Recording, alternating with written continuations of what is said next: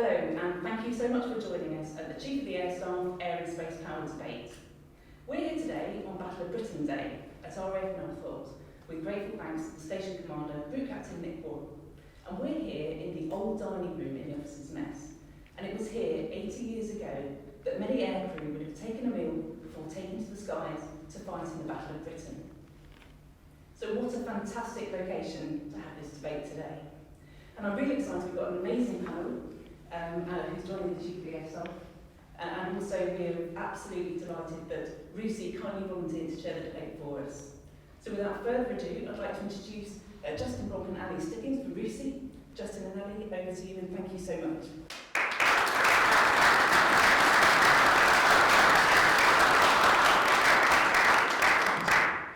Thank you, everybody, and very many thanks to the Chief of the Air Staff for letting us come and do this.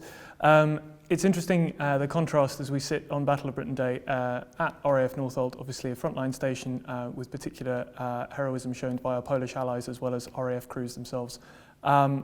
We almost bask in the certainties of past glories while contrasting very sort of starkly in many ways with the uncertainties and challenges of the future, where the RAF will continue to be asked to cover all manner of challenges from interventions, non-combatant evacuations, reassurance to allies, as well as being prepared for high-intensity warfighting, which of course is something which a country looking at a serious economic downturn and the challenges of an increasingly fraught global order will have to come up with some very innovative solutions to meet.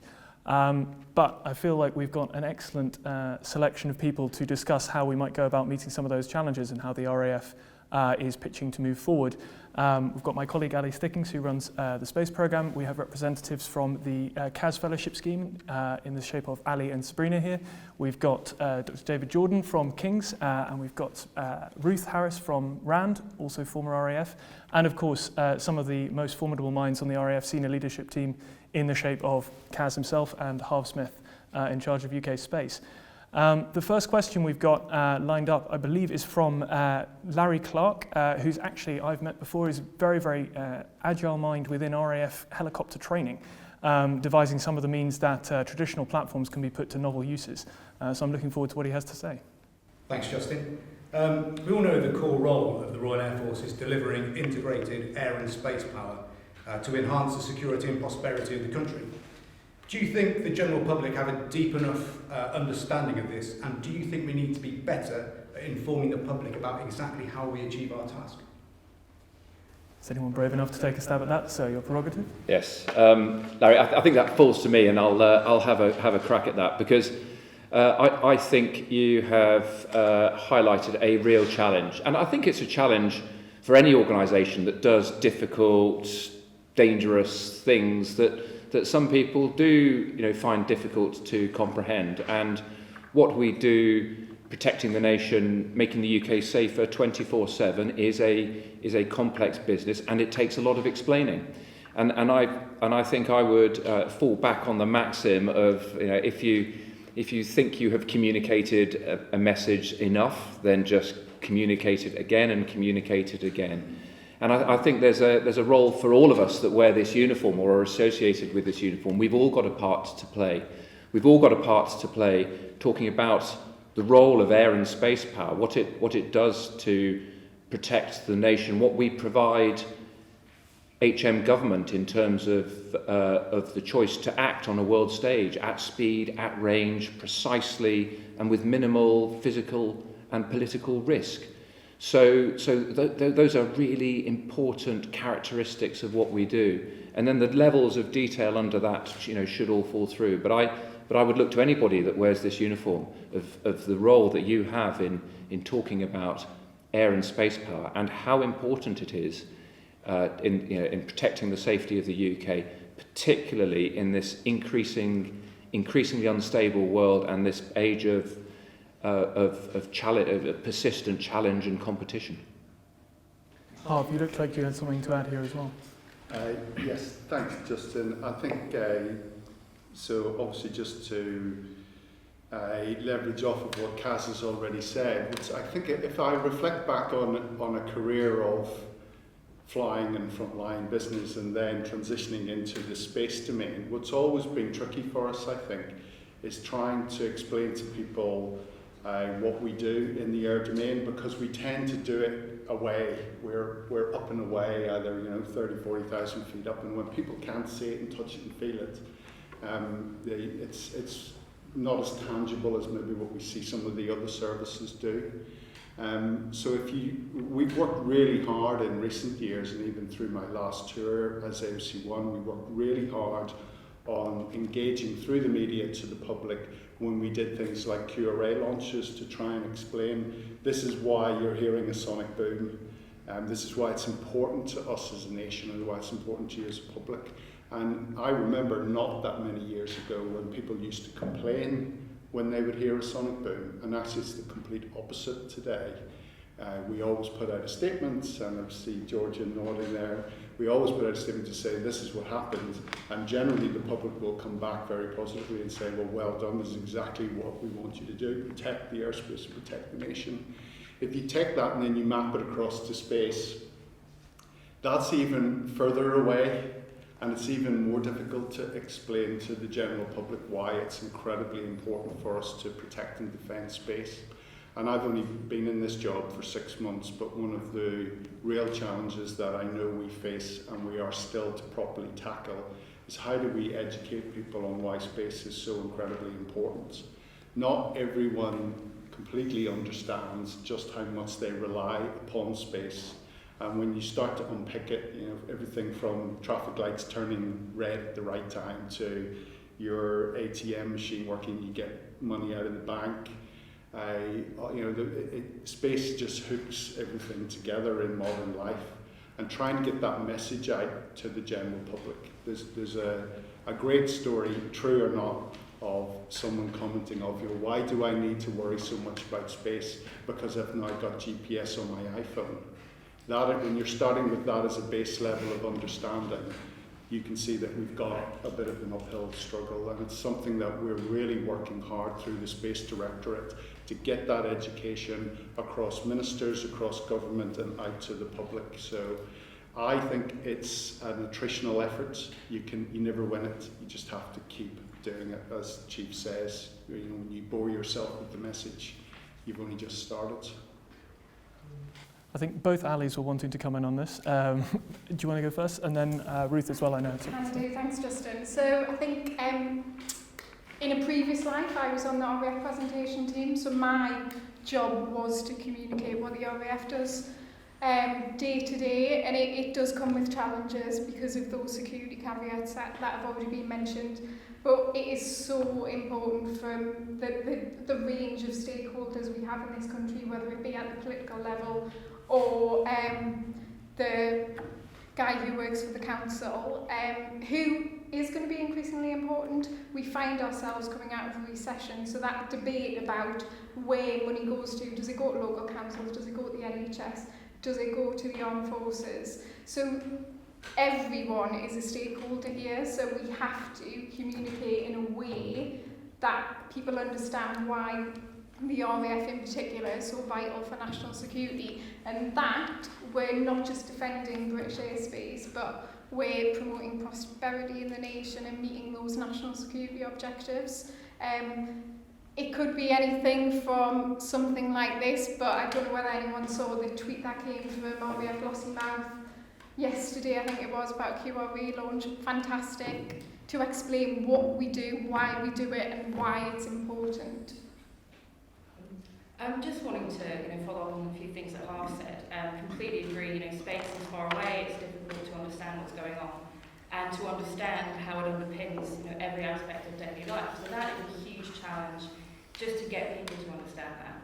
But at the same time, I think also when we think about the concept of space power, it's not very well understood. It's still something that is in development in a lot of ways, and we're still seeing all these discussions about the militarization of space, the weaponization of space, and how we understand what that really means. So I think, as well as the education about why space is important, why we should be investing in it, there's also a question of what's the role of the military, what's the role of the RAF in terms of protecting our assets in terms of understanding the intentions of potential adversaries and how our assets might be targeted, and how we bring that into broader questions about response, what we need to put in terms of defensive mechanisms into our space assets.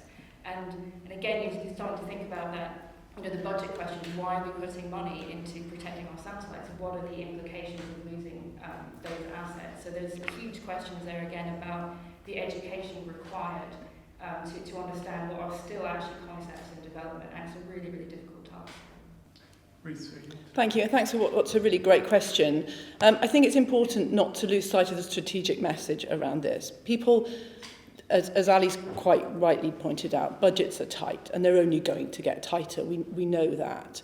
It's really important, I think, that one, we trust the public and we don't treat them like fools. I mean, it's really easy to say it's hard to explain to the public. And quite often they get it. We just don't think they get it, or maybe they disagree with us. And that doesn't mean they're wrong or they haven't understood. They maybe just disagree. And I think we've got to be really comfortable with that disagreement and be able to engage with it in a very healthy way.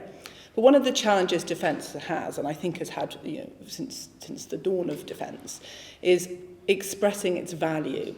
And really, how do you value it? We did some work recently about a defence value framework. It was really challenging to try and describe it. And you take sort of the NSOs and try and package those around certain clumps of understanding. And we've done some work on how you measure prosperity when it comes to defence, and you go straight to sort of the defence market of, kind of acquisition, etc. But that's not really the value of defence. That's not the value of defence for somebody sat at home, or somebody who works in London, or someone who's a farmer in Surrey. That's just not the value of defence. So being able to articulate that ourselves and not being afraid to share it. And it may be muddy, it may be messy, and people might disagree with it. But I think we've got to stop waiting for everything to be nice and neatly packaged before we give it out to the public. We need to trust them and say, we don't get it all ourselves. We don't really understand how we can articulate the value of defence at every point. But here's what we're thinking. Now, come back and you give us some thoughts. We're not great at that as a nation. Other nations are far better than it. The Scandinavian nations are far better. It's a cultural issue, right? But I have a colleague of mine who works with me, and he says that culture will eat strategy for breakfast every time. So until we can get a culture that is more open with our society, and maybe a pandemic is a stepping off point for that, maybe, and maybe that's a question we should be asking. But having that engagement with culture and trust is a good discussion to have. And I think with prosperity, at this point in time particularly, it's an open door, and we should be pushing to go through it. Thanks for the question. I mean, it's interesting that there's often a significant delta between, on today of all days, the existential question of defending airspace against the highest end threats in many cases, which is what most of the platforms used are designed for, as the Spitfire and Hurricane were then. But of course, the discussion you then have on that gets into the political area of either people don't believe it's a real threat, or if they do, then you start having to look at the real vulnerabilities that threat imposes, and things start to look very expensive and very difficult quite quickly. But the flip side of talking about the enduring operations overseas is the inevitable association with, in effect, fairly unsuccessful counterinsurgency campaigns for many years, which the majority of the public decide they don't want to do anymore. So I think the RAF, by being so multifaceted, is in a better position than most of the services to make coherent arguments around that. But as Ruth says, one needs to be quite honest with the public that it's not the easiest sell for many people, despite how strong the offering is. I'm sure David would love to come in on some of this stuff, though. Well, I think there are several points, really. I think Ruth's obviously right about culture. And the question is, how do you communicate that information? Because one of the big challenges that exists is how that information gets out to the public, but not treating the public as though they're simpletons. You can make the argument for space on well, you need to understand space, no space beat no strictly. That will resonate in many households around the UK, I suspect. But of course, the public can engage with some of these concepts, but it's explaining them without actually getting into the realms of handing over information openly to potential adversaries. It's always that difficult balance of how you do the two. But again, if you think about air and space power, air power in particular, a lot of public understanding is, of course, predicated around the coverage that they receive, much of which is about the Battle of Britain. If you look at the Battle of Britain, you'd think that Fighter Command does nothing for the rest of the Second World War on occasions in terms of the coverage. You're absolutely right, of course, that we cover the battle because it's so strategically important. But again, there are only snippets of information that get out there. We've seen reference come through in both specialist and, to an extent, more widely available media, talking about returning to contingent operations in recent years. It's a phrase that's obviously with the pandemic has rather fallen out of debate, but it's a phrase many of you in the audience will have encountered professionally.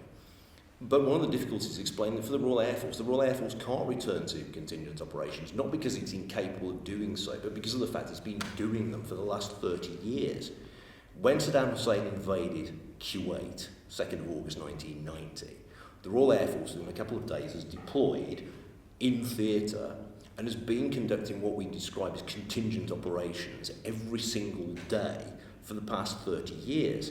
And conveying the fact that we have an Air Force that is in fact constantly operational is something I think that with all due respect to those involved in doing that complicated task, it isn't something that's necessarily got out there. This is what the Royal Air Force does, and part of that commitment is, of course, doing QRA. There was a time you could see in the media some years ago, people saying, well, why do we need QRA? State-on-state war, it's a thing of the past. Unfortunately, nobody pointed out that state-on-state tension and conflict was a thing of the past to people like Vladimir Putin. You have to consider all of these particular options, and conveying that message is very difficult, but getting that balance right is the real challenge, and making sure the public has a wide range of actually understanding what air and space power does and how important it is to their daily lives, be that Harv story about GPS, or be that what they like watching on the TV, or getting money out of the bank, or the provision of food in stores. All of these things are very complex, and we should trust the public and engage with them. But of course, it's a huge amount of information to fire at them, and that's always been the difficulty. Thanks, David. Conscious of time, I was just going to ask Sabrina if you wanted to add anything on the end, and then we must move on to the next question. But Thank you. Yes, I had a couple of reflections actually after the Chief said, all of us as individuals have a part to play in this. And I thought, once upon a time I was a civilian too, with my own romantic ideas of what the Air Force did, especially the stories of the Battle of Britain. And I'm still excited about the fact that we're in this building today. But then I went through phase 1 training and I learned more about, the nitty-gritty important stuff that we do. And that added to the excitement and the fire in my belly. But what that also did is it made me think, gosh, all of my peers, my diverse network of civilians still have these romantic and other assumptions about the Air Force. And I've had other people in my own family ask me about different campaigns and how I feel about them. And what I found has been incredibly powerful is maintaining my diverse group of friends and family in that network, which is difficult when geographically we are in culturally fairly austere locations for good strategic reasons, but in terms of our being immersed in society and culture, there's a geographic challenge there. So the importance of maintaining these networks actually does enable us to help our peers and our family and our friends to challenge those assumptions too, but it's hard. And then the other thing is, once upon a time I was a University Air Squadron cadet, and I saw that as another opportunity for us to educate people who aren't all going to join the Air Force, but they're going to be councillors, MPs, teachers, influencers within society, and having gone through the Air Squadron system, they'll know more about what we do.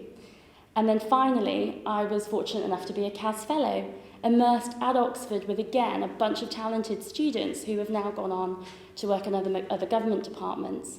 And the conversations that we had a chance to have, and the ideas and the things I learned from them as well, because they are the public that we serve, I think was a really important chance to keep that message fluid and targeted in those areas too. So yeah, it's not a neatly packaged comms strategy, but from a personal level, hopefully that education about what we do has helped in those areas. Thank you, it's fascinating. I think I'm going to move us on, although I'm sure we could go on for this for a while, but to our second question from Drew Daggins, I think, it's there in the audience, yeah. Thanks. So innovation is a popular but not a new concept. What makes today's need for innovation different? Who wants to tackle innovation as a requirement, as a different requirement? I can see Kaz bursting, but I'm going to actually let Ruth go first. Yeah. So I've mentioned budgets once, so I'm going to mention them again, because we kind of have got a budget headwind here and enter the financial year already in the red. You know, the EPP is vulnerable to foreign exchange changes, which is going to be difficult. And, you know, I had to think about this earlier and about the defence settlement in terms of GDP is likely to fall as GDP falls, so we can paint a very bleak, awful picture. But we always paint a bleak, awful picture about the present, it would feel. I've been through my career in the Air Force, people saying, oh, it's never been this bad. And of course it's been this bad. It just feels like that in the moment. So I think we need to rationalise. And when I was lucky enough to be a CAS fellow at Changing Character War Centre several years ago now, I wrote a piece on innovation. So I was kind of reflecting on this the other day, because it is a buzzword, and it was a buzzword then, and it's settled a little bit now, I think, in not being quite so buzzy, but actually coming to mean something. And I think one of the issues we have is sort of, are we innovating or are we adapting? Are we really doing something new, or are we just kind of changing a little bit what we, you know, around the margins of things? And it makes a difference, it really does. Innovation should feel, I think, slightly uncomfortable, slightly like, you know, someone who's maybe ascending Everest without oxygen, that kind of feel. I'm not sure I'm entirely comfortable here. And I think if it doesn't, then we're just adapting stuff and playing around on the margins. It's really important now, but it's always been important. So I think we need to look back a little bit, and David will probably enjoy that I'm going to say look back at history, because there are some incredible examples of innovation in the past that we should take a lot of courage from going forward, and not just sort of go, oh, this is all a scary future. The technology's faster. That's a problem for us. You know, we do some work with DSTL on sort of horizon scanning for the future with science and technology. And it's scary what we see. We horizon scan out 30, 50 years. And what we see is a bit, you know, we look at the implications for defence, and it is a bit frightening. And sometimes it's really unknown. But I think we shouldn't come to innovation feeling like we're new to this. It's not. We're not new to it. We're the Air Force. Well, I'm not anymore, but I was. You're always. But, thank you. But I think that, you know, if any of the services is going to be able to grab innovation, it's the Air Force. I think we have to do it every day. We're tiny too, right? Really small. So we have to be innovative and be confident and comfortable in doing that. No, I bet you speak. Ruth, sorry, I wasn't cutting in. I just, you teed me up perfectly for what I wanted to say. Because, and I am speaking specifically to my own service in this, but you know, we're 102 years old this year, and for the first 85 to 90 years of our existence, we were at the cutting edge of technology, global technology. You know, we invented the radar, we invented the jet engine, rocket engines, miniaturized radars, you name it. With the word Royal Air Force was synonymous with technological breakthroughs and innovation. And then something happened 15 years ago. The consumer digital revolution just picked up and went, you know, like a rocket, and we were not part of it. So something around that consumer digital revolution passed us by as an organisation. So when we talk about innovation, and you know, and it's absolutely a core part of what we're talking about this year in the integrated review. You know, Ruth characterised it as a buzzword in some ways. And made that very good point that innovation has always been a necessity. But I would say to the Royal Air Force, look at what is happening in our private lives. Look at how digital technology has transformed our lives. And we have to recognise that we've got to get on with digitising the battle space in a way that we've talked about, but we haven't yet fully grasped. So innovation, that sense of experimentation, of embracing new technology, looking at our history as the way we as a service have done it in the past, but really seizing that going forward. That's why innovation matters today, and that's why you hear a lot about it today, because we've got more to do, and radical, innovative, experimenting approach is exactly what the Royal Air Force needs to come out of 2020. Not just talking about, doing. I mean, I've got eyes from both the alleys here, so I'm going to let them go first and then jump to Harv at the end, who's been very patiently waiting. I agree. I think, what's been said about, is innovation, is it any different now than it always has been? But only taking on that idea of adaptation, because if we look at space, the innovation, the majority of it that's happening now is from the private sector. You look at SpaceX with reusable rockets, we look at the small sats, and that's having a huge effect on the nature of the space environment. It's no longer just a state-based activity. Commercial companies are really overtaking in terms of numbers of satellites and often in terms of capabilities. And so it's about how do we adapt to that? How does the RAF adapt to that in terms of procurement? When you're no longer looking at a 20-year project to build and deliver this huge satellite that will be up there for 40 years. We're looking at satellites that can be replaced very quickly. They're almost off the shelf.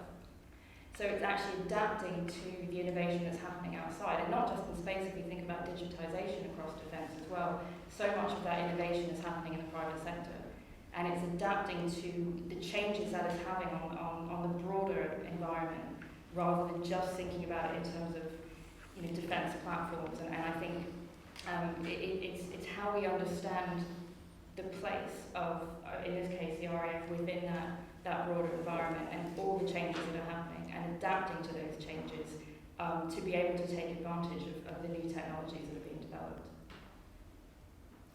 Thanks, Tristan. Yeah, so I think it's natural when we talk about innovation to concentrate on technology. We think of the autonomous revolution that's coming, and I think it's really important to focus on some of the challenges of that, whether it's ethics, if you look at Project Maven in the US, or whether it's the ubiquity of it. We're not like the F-35, we're not going to have that edge, that technological edge and advantage. But I think if you look at history, another shout out to Dr. Jordan here, when the tank was invented, when air power was invented, generals didn't just continue to field their forces on the battlefield and wait to be attacked. Corporals, lance corporals came up with new tactics. They innovated to essentially get the decisive edge or mitigate against technology.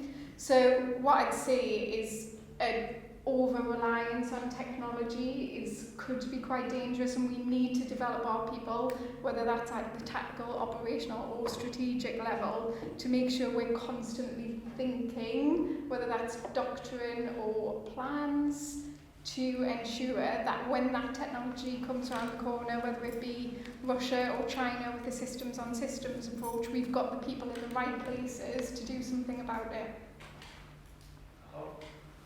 I think I've had some of my sandwiches stolen there. I really like Ruth's comments. I think we've been innovating from the very moment the Air Force stood up. I just think it changes. I think it's just different. What's interesting coming across into the space domain is looking at how the commercial sector do their business. And as Kaz said, digital revolution, this commercial space sector got on that highway and they left us well behind. And we, certainly through the Space Directorate, are doing a lot of work at the moment to look at how do we catch up? How do we take a generation leap forward without going through all the learning they had to do?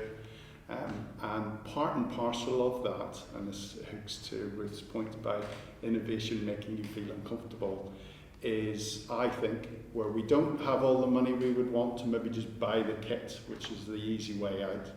It is about thinking differently and adapting your processes to do things in a different way. And for me, a lot of what we're doing at the moment is all about pace. How quickly can we do it? Can we get out in front of where everyone else is? Or can we leapfrog ahead?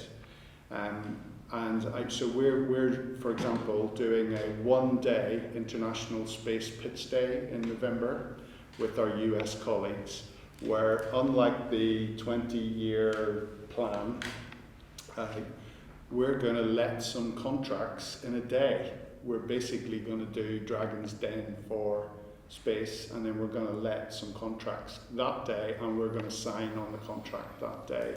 I can tell you now, that's making a lot of people that have lived their life in the auditing world slightly nervous. So I'm thinking we're being, well, maybe nudging into innovation there in process. The thing for me that enables all of this, and we maybe talk about this later, I'm sure we will, is providing the environment to let the people do it, and giving them their head and letting them get after it, and trusting them that they'll do the right thing, and trusting that maybe if they don't get it quite right, that's okay.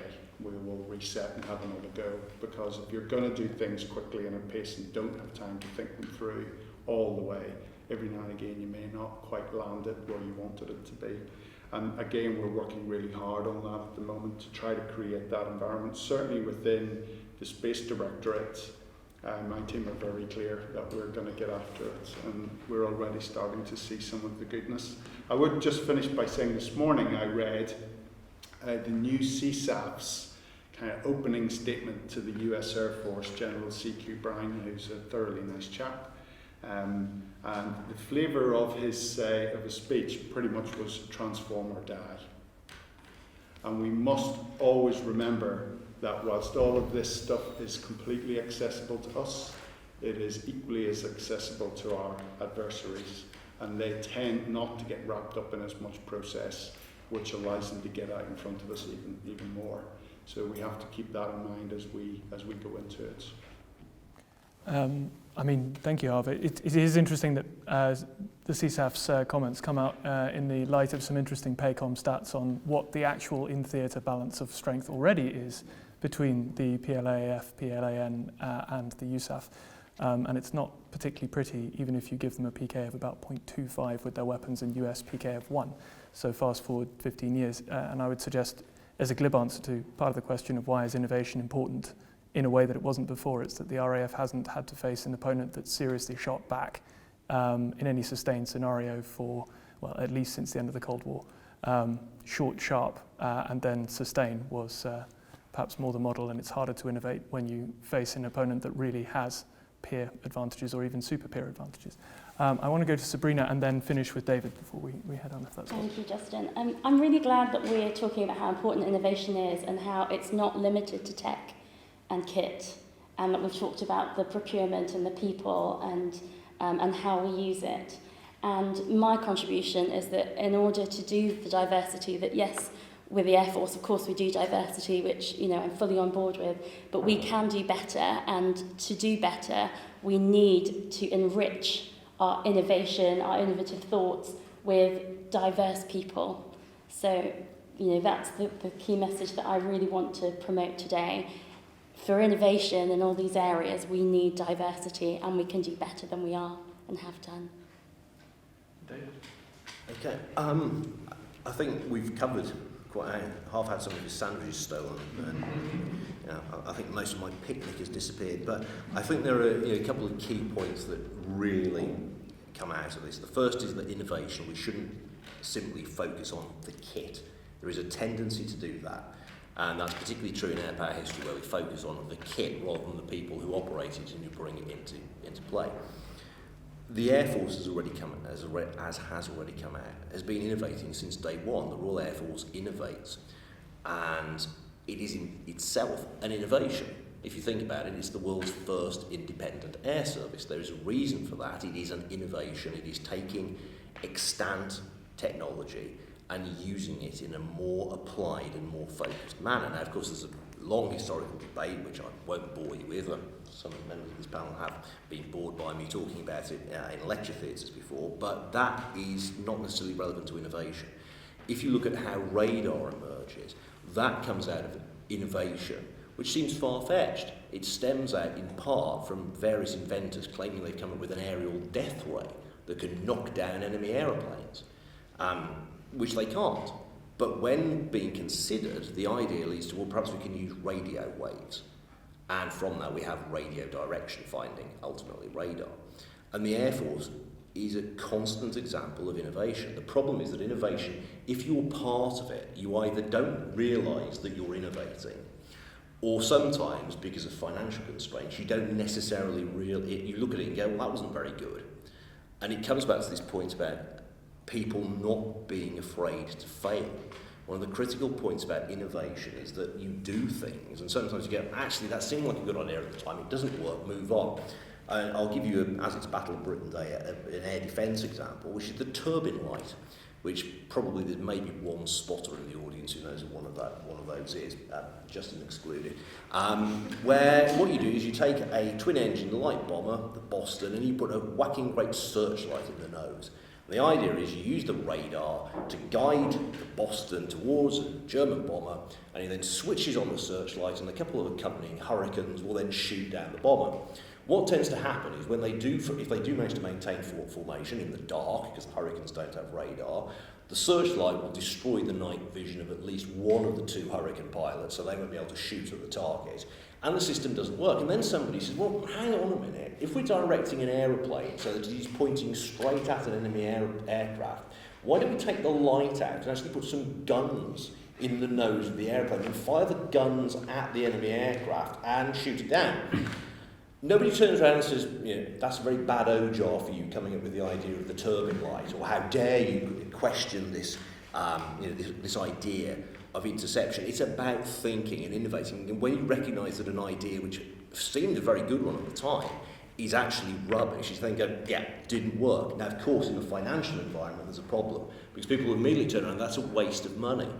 But how much money have companies like Apple, Samsung, metaphorically wasted in inverted commas to actually reach the levels of success and technology they've achieved? Now, we don't necessarily hear about it, but innovation has to involve a willingness to accept failure, not routine, regular, consistent failure, but noting that some ideas will fall by the wayside and accepting that as part of the delivery of a true innovative package. And this brings us back to the people side of things again. You can't have innovation without the right people.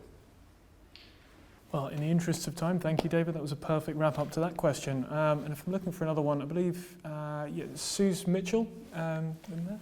So my question's focused around people, and quite clearly at the front of the RAF strategy is a requirement to focus on our people. Can you explain the activities that we're doing to harness the real diverse and dynamic talent that we have across our whole force? I'm going to have to give it to the leader of the Air Force first. But.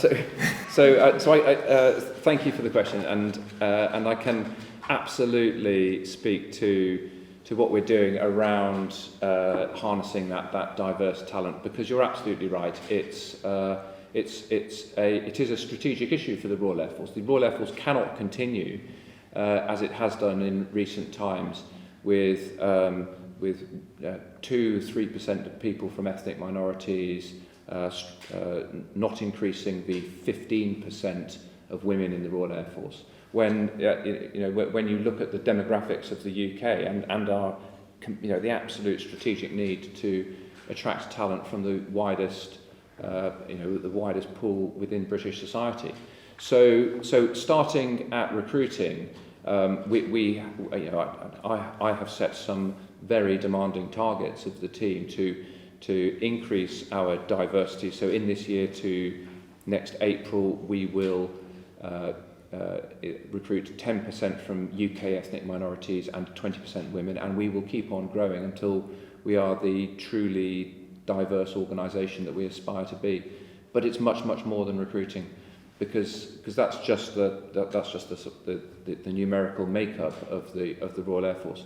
It's about what we do to harness that diverse talent at every level in the organisation, how we enable that diverse talent to prosper and thrive and come up through the ranks. Because every way you look at it, the organisation, the balance is in favour of white males. As you look at the rank structure going up through the organisation, there are fewer women, that proportionally there are fewer people from ethnic minorities proportionally. So we have to rebalance that. that's the challenge. So how are we going to go about it? Well, we're going to go about it by energising the way we do talent management.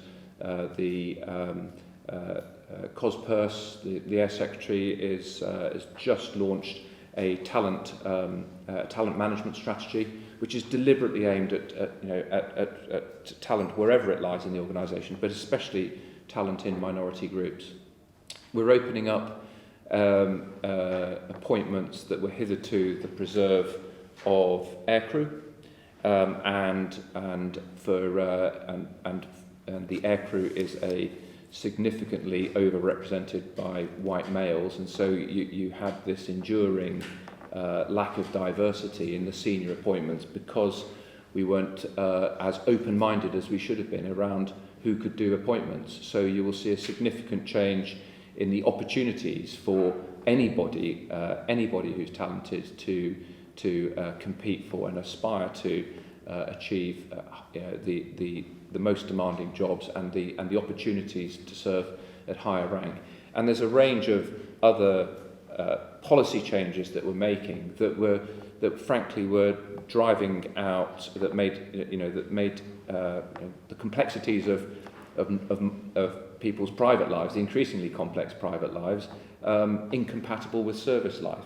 So with flexible service and flexible duties and all of these changes to policies, we're going to be doing things differently in the way that we treat individuals and give those individuals the opportunity to serve. Because I'm in absolutely no doubt that the Royal Air Force will benefit. We will be a better fighting force by properly harnessing the true diversity of the organisation, and we can and we can make those changes now, and we can benefit from those changes almost immediately, and it's a key priority for the Air Force Board at the moment. Can I actually go to Sabrina next, because I know this is an area you particularly looked at. So.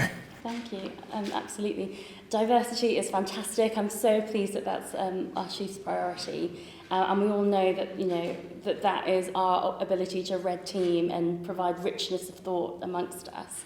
And what a lot of the literature in this field is talking about currently is to further enable our diverse talent to thrive is enabling all of us to bring our authentic selves to work.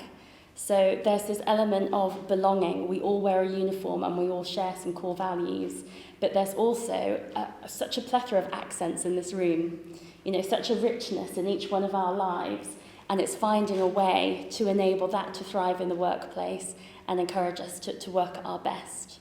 Bringing our authentic selves to work, I think, it's actually not a very simple topic.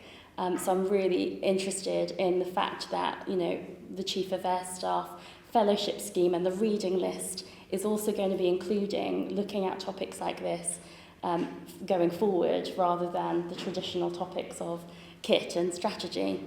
So I really think we're going in the right direction. So I feel very optimistic that we're doing the right things for our people. And the other thing I wanted to mention, sitting in this room on this day, thinking about Trenchard's children who we were upskilling and doing a service for the public in that technical area. Well, now we're in the 21st century, and I believe that we're upskilling our community in the conceptual component as well, and that's really important. So that's all I have to say on that. Ali, did you want to comment? Yeah, I think going, without a doubt, we've got further to go on diversity, as Sabrina and the Chief have mentioned.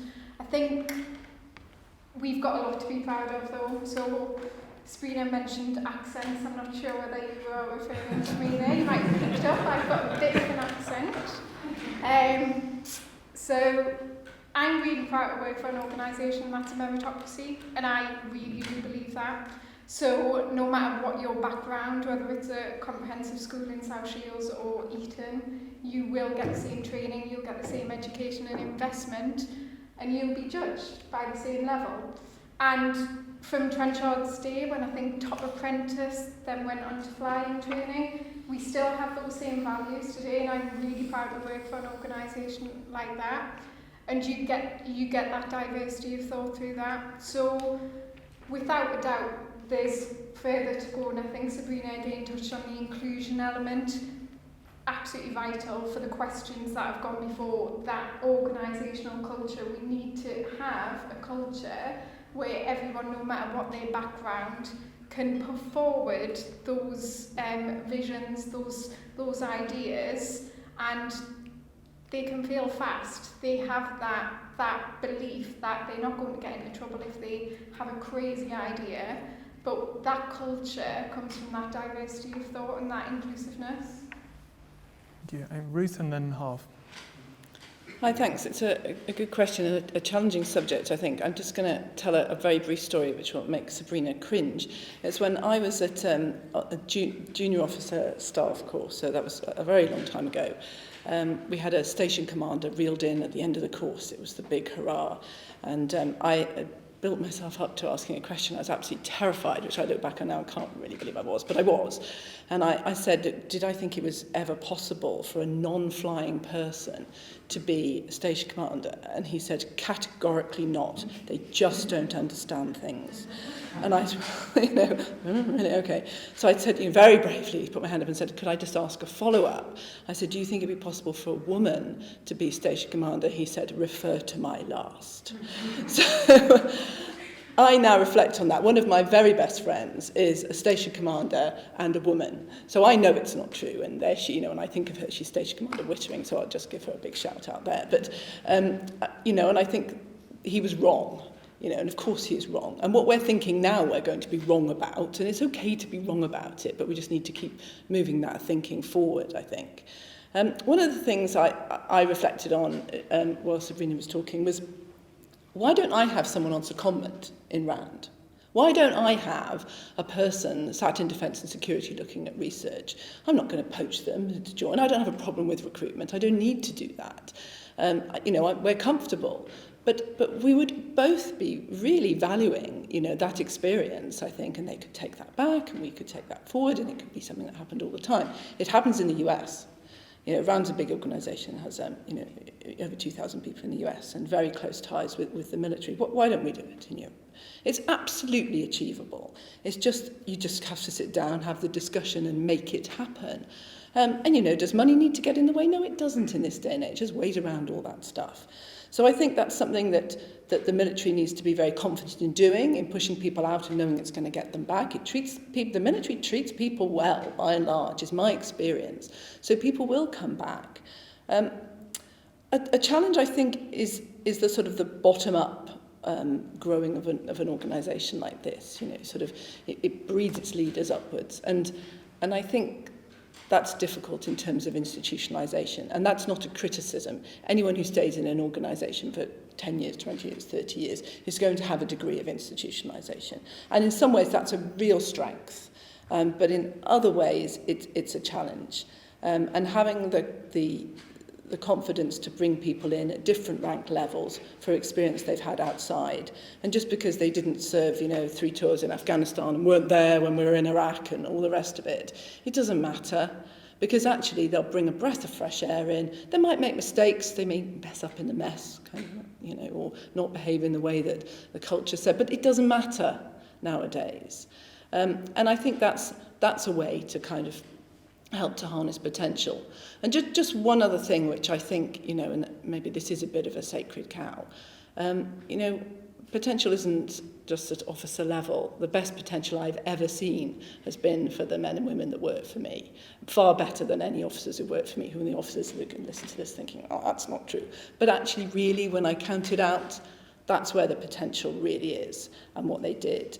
And I think that maybe we need to integrate better between the officer, cadre and other ranks in order to kind of really understand each other, why we joined, what we're doing, what we want to get out of the military, and whether that means something like a combined messing or something that socially or somehow brings us together better. I think that will help harness potential in a much more positive way. Small changes, but culturally, again, slightly challenging. Thank you. I'm mindful of the fact that I put David last time. This isn't a demotion, Harv, but I'm going to let David go first. Thank you. I think that we need to recognise that there is a problem. And this is with the way in which the word diversity is often perceived. Because you immediately see the word diversity being used, and you can imagine a certain genre of the population sitting back in their stereotypical leather armchair, rustling a copy of a broadsheet and going, harumph, political correctness gone mad. And this misses the point spectacularly. Because if we look at the history of the Air Force, and forgive me going back into history, but I think it's an important point because there's a continuum. When the Royal Air Force is created, you have a women's auxiliary air force. Now, of course, societal attitudes of the day are significantly less helpful and advanced than they are now.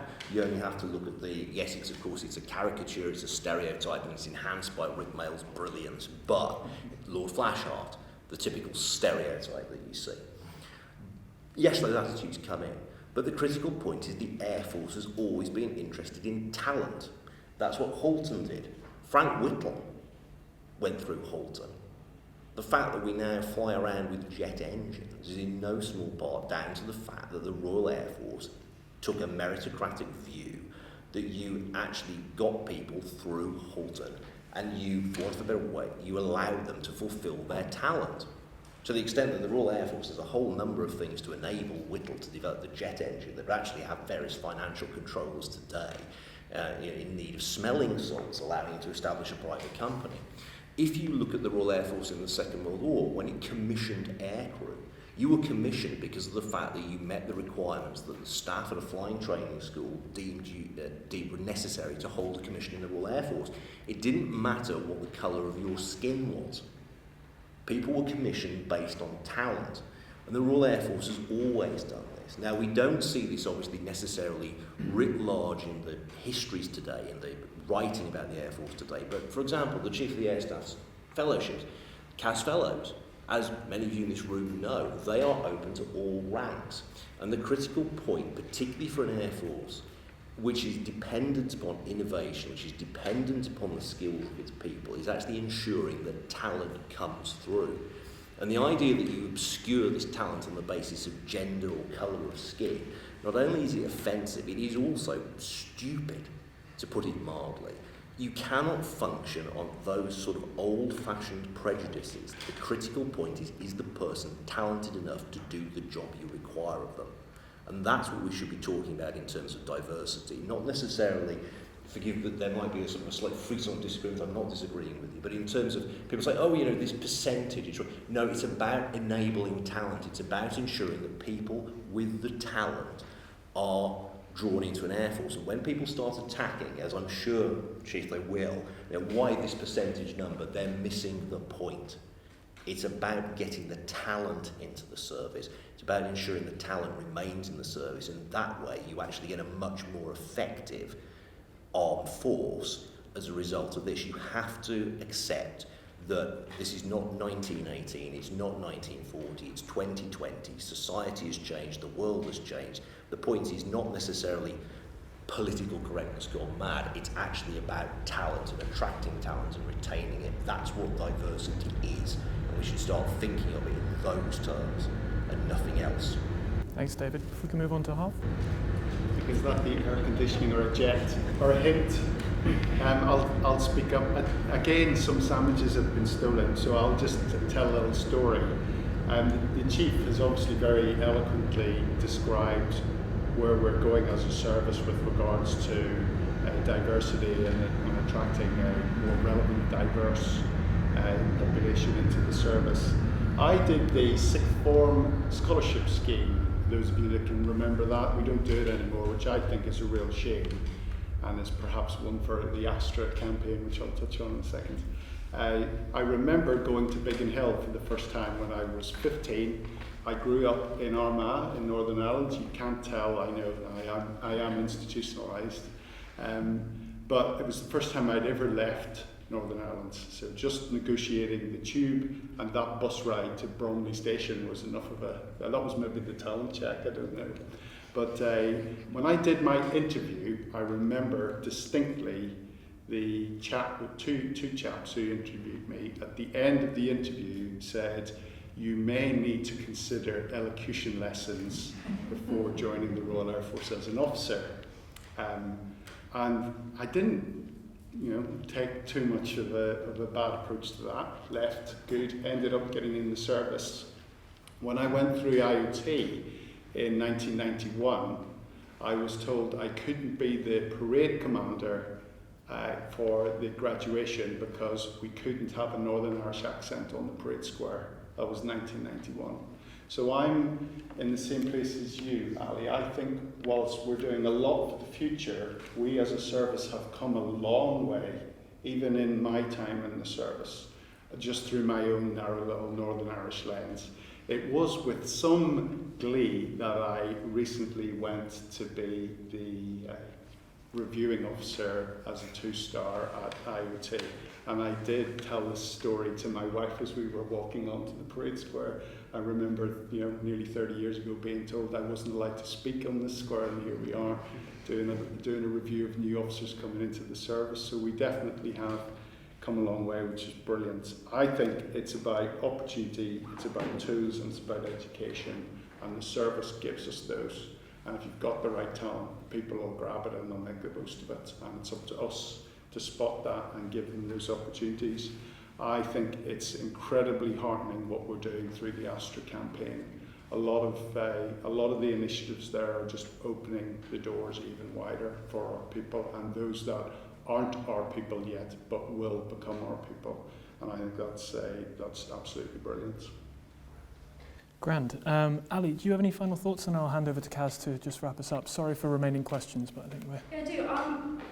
Just as everyone was talking there at the end, and I think anything I would have said has been said, but I did write 2 words down. I wrote down silos and I wrote down bubbles. Because I think everyone is equally used to getting stuck within bubbles, within silos. I do when I sit with other people who look at space and we just talk to each other and we don't talk enough to externals. And it's interesting just thinking about the whole conversation we've had today.